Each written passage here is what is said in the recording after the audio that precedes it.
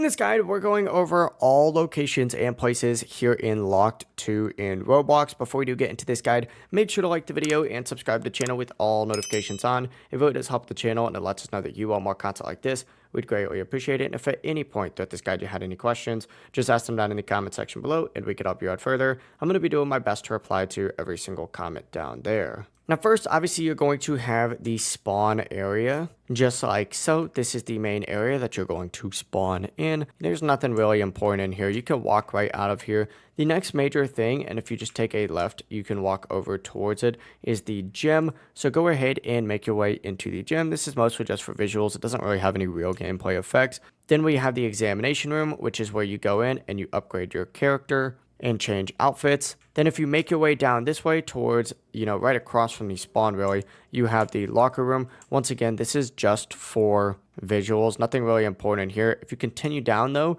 you'll notice you have the conference room, which is one of the most important areas because this is where you can buy emotes, flows, and other items, and it updates every single day, about every 24 hours. You'll also find the data monitor room. It's super bright in here. It doesn't really do anything yet. I'm sure this will be important later on. And then of course you also have matchmaking all the way down here. You just run in here and you could start matchmaking, but that is the entire process. There's nothing really down these hallways yet, but once again, I'm sure they'll continue expanding and adding more stuff later.